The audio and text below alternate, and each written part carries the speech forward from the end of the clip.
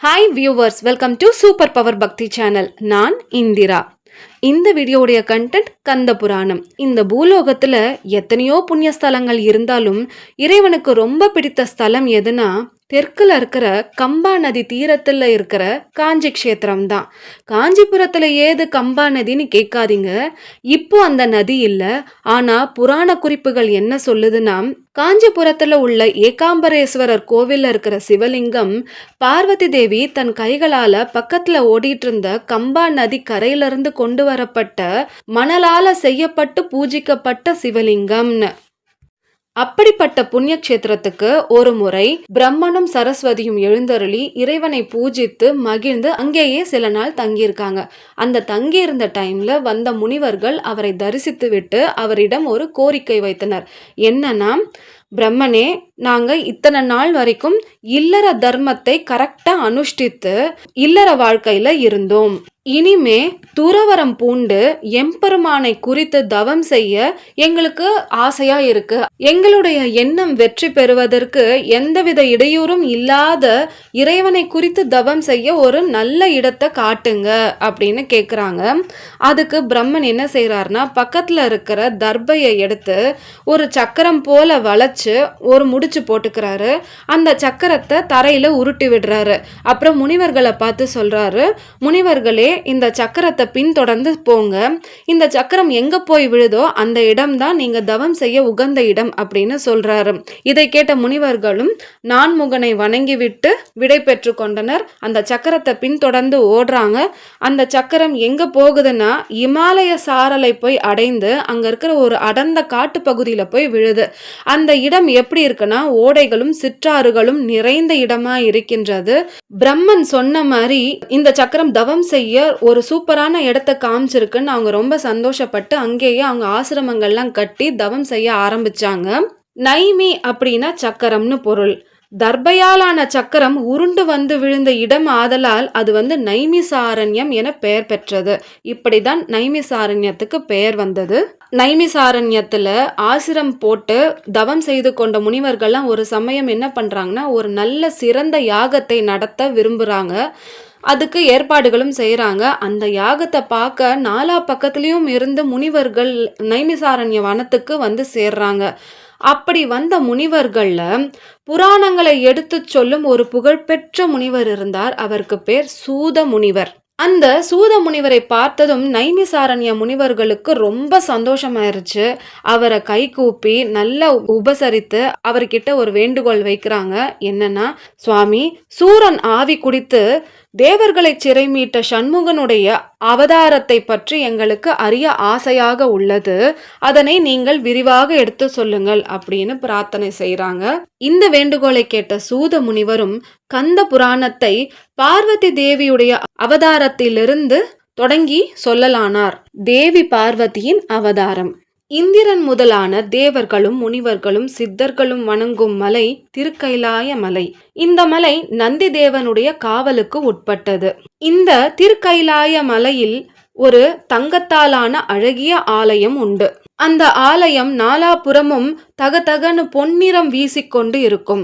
அந்த ஆலயத்துக்குள்ள நவரத்னங்கள் பதிக்கப்பட்ட ஒரு அழகிய மணிமண்டபம் இருக்கும். அந்த மணிமண்டபத்துக்கு நடுவுல அற்புதமான சிங்காதனம் ஒன்று இருக்கும். அந்த சிங்காதனத்துக்கு மேலதான் தேவியோடு சேர்ந்து ஈசனும் அமர்ந்து அடியவர்களுக்கு திவ்ய தரிசனம் தருவார். இந்த திருக்கோலத்தை கண்ணார கண்டு மகிழ்ந்து எல்லோரும் அவரை போற்றி துதிப்பார்கள். இவ்வாறாக நடந்து கொண்டிருந்த காலம் ஈசனுடைய மனைவியான தேவி தாக்ஷாயணியாக அவதாரம் எடுத்து வாழ்ந்து கொண்டிருந்த காலம் அது. இப்படியாக நாட்கள் செல்லுகையில் ஒரு நாள் தேவி ஈசனுடைய பாதங்களை பற்றி கொண்டு கண்களில் நீர் பெருக குமுறி குமுறி அழுது கொண்டே தன்னுடைய உள்ளத்தில் இருக்கும் எண்ணத்தை வெளிப்படுத்தினாள். என்ன சொல்றாங்கன்னா, சுவாமி, சில காலமாவே என்னுடைய மனசு அமைதி இல்லாம தவிக்குது. அது ஏன்னா இந்திராதி தேவர்களும் முனிவர்களும் என்னை பத்தி என்ன பேசிக்கிறாங்கன்னா, உங்களை ஆராதித்து அருள் பெறாமல் அவமதிக்க துணிந்த தக்ஷ பிரஜாபதியுடைய மகள் தானே இந்த தாக்ஷாயணி தேவின்னு சொல்லிக்கிறாங்க. இப்படி என்னை பத்தி பேசுறது என்னுடைய உள்ளம் விரும்பவில்லை. அத நினைக்க நினைக்க எனக்கு ரொம்ப அருவருப்பாவும், வேதனையாவும் இருக்கு. அதனால இந்த உடலையும், அதனால உண்டான தாக்ஷாயினி என்ற பெயரையும் ஒழித்து கட்டுறதுக்காக என்னுடைய மனசு துடிக்குது. அதுக்கு ஒரு நல்ல வழி இருந்தா காட்டுங்க அப்படின்னு சொல்லி குமுறி குமுறி அழுதுகிட்டே ஈசன் கிட்ட கேக்குறாங்க. தேவியுடைய வேண்டுகோளை கேட்ட ஈசன் சின்னதா ஒரு சிரிப்ப சிரிச்சுட்டு சொல்றாரு, பிரியையே, இந்த உலகத்துல இருக்கிற உயிர்கள் எல்லாம் உன்னுடைய குழந்தைகள் தான். அந்த குழந்தைகளுடைய நன்மைக்காகவே இப்படி ஒரு முடிவை நீ எடுத்திருக்கின்றாய். உன்னுடைய விருப்பத்தை நான் கண்டிப்பா நிறைவேற்றுவேன்.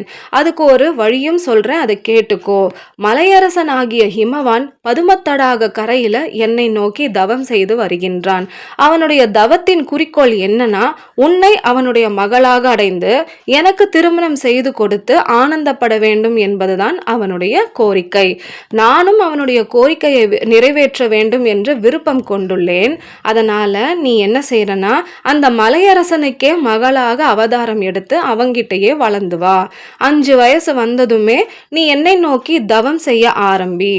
தக்க சமயம் வரும்போது பூதகணங்கள் புடைசூழ நான் வந்து உன்னை திருமணம் செய்து கொண்டு ஹிமவானுடைய உள்ள கோரிக்கையை நான் நிறைவேற்றுவேன் அப்படின்னு சொல்றாரு. இதை கேட்ட தேவி தாக்ஷாயணிக்கோ அளவற்ற மகிழ்ச்சி. உடனே ஈசனிடம் விடை பெற்று கொண்டு கைலாயத்தை விட்டு புறப்பட்டாள். அதே நாள் ஹிமவான் தடாகத்துல இறங்கி வழக்கம் போல ஸ்நானம் செஞ்சுட்டு கரைக்கு ஏறி வராரு. கரைக்கு வரும்போது எதேர்ச்சியா அவருடைய கண் ஒரு தாமரை மலர் மேல படுது. அதை பார்த்தோன்னே அவருக்கு ஒரு சந்தேகம். ஏன் இந்த தாமரை மலர் மட்டும் கொஞ்சம் அசைகிற மாதிரி இருக்கு அப்படின்னு சொல்லி கொஞ்சம் உத்து நோக்குறாரு. உத்து நோக்கும்போது அவருக்கு மெய் சிலிர்த்து விட்டது. உடனே வேக வேகமா தடாகத்துல இறங்கி அந்த தாமரை மலர் இருக்கிற இடத்துக்கு வராரு. அவர் பார்த்த காட்சி என்னன்னா, அந்த தாமரை மலர் மேல ஒரு அழகிய பெண் குழந்தை சிரித்து கொண்டே அவரை வா என்று அழைத்தபடி பார்த்து கொண்டிருந்தாள். அந்த குழந்தை படுத்திருந்த தாமரை மலரை நாலா பக்கமும் 4 தாமரை மலர்கள் அப்படியே அதை தாங்கி பிடித்து அணைத்து கொண்டிருக்கிற மாதிரி இருந்துதான். அந்த குழந்தை சிரிக்கும்போது அப்படியே கன்னத்துல குழி விழுந்துதான். இந்த காட்சியெல்லாம் பார்த்துக்கிட்டு இருந்த ஹிமவானுக்கு ஒன்றும் புரியல. மெய் சிலிர்க்குது, ஆச்சரியமா இருக்கு, என்ன பண்றதுன்னு புரியாம கடைசியா என்ன பண்றாருன்னா, தன்னுடைய தவத்துக்கு கிடைத்த பலன்தான் இது அப்படின்னு அந்த தாமரை மலர் மேல இருந்த பெண் குழந்தையை தன்னுடைய 2 கைகளால எடுத்துக்கிட்டு கண்ணுல ஒத்திக்கிட்டு தடாகத்தை விட்டுட்டு கரையில ஏறி வந்தாரு. கரைக்கு வந்ததுக்கு அப்புறம் திரும்பவும் அவருடைய கைகள்ல இருந்த குழந்தைய அவர் பார்க்குறாரு. அது திரும்பவும் அவரை பார்த்து ரொம்ப அழகா சிரிக்குது. அதை பார்த்த உடனே அவருக்கு சந்தோஷம் தாங்க முடியாம அந்த குழந்தைய மார்போடு அணைச்சிக்கிட்டு அப்படியே முத்த மழை பொழிகிறாரு. இத்தனை காலம் அந்த ஈசனுக்கு அவர் செய்த ஆராதனையின் பலன்தான் இப்படி ஒரு குழந்தையை அவர் வரமாக கொடுத்திருக்கின்றார் அப்படின்னு அவர் உணர்ந்து அந்த குழந்தைய கைகளில் எடுத்துக்கிட்டு அரண்மனைக்கு விரைந்து போறாரு. அரண்மனையில ஹிமவானுடைய மனைவி மேனை அவர் வந்ததை அறிந்து அவரை வரவேற்க ஓடோடி வந்தாள். ஹிமவான் தன்னுடைய மனைவி கிட்ட சொல்றாரு, பிரியையே, நாம் இத்தனை நாள் வணங்கும் ஈசன் நமக்கு கருணை மழை பொழிந்து விட்டார். இதோ இங்க பாரு, குழந்தையை நமக்கு கொடுத்து விட்டார். நம் குலம் தழைக்க ஒரு குழந்தை வேண்டுமே என்ற குறை நமக்கு இன்றோடு தீர்ந்து விட்டது. இந்த குழந்தையை பெற்றுக்கொள் அப்படின்னு சொல்லி அவர் கையில இருந்த குழந்தையை அவருடைய மனைவி கிட்ட தராரு. மேனையும் அந்த குழந்தையை தன்னுடைய 2 கைகளால எடுத்துக்கொண்டு அப்படியே அவளும் அணைச்சிக்கிட்டு, கண்ணே வந்து விட்டாயா அப்படின்னு கேட்டபடி முத்தம் கொடுத்துக்கிட்டே இருக்காங்க. அந்த கணமே அவங்களுடைய மார்புல பால் சுரக்குது. உடனே அந்த குழந்தையை எடுத்துக்கொண்டு அந்த புறத்துக்கு ஓடி போறாங்க. எங்குமே மகிழ்ச்சி ஆரவாரம் நிறைந்திருந்தது. ஹிமவானுடைய பாக்கியத்தை நினைத்து எல்லோருமே கொண்டாடுறாங்க. மக்கள் எல்லோருமே ஒவ்வொருவரா அரண்மனைக்கு வந்து குழந்தையை பார்த்து சந்தோஷப்பட்டு போறாங்க. முனிவர்கள்லாம் வந்து குழந்தையை பார்த்து ஆசீர்வாதம் செஞ்சுட்டு போறாங்க. தேவர்கள்லாம் வந்து தேவியோடைய திருக்கோலத்தை பார்த்து தரிசனம் செய்து கொண்டு போறாங்க.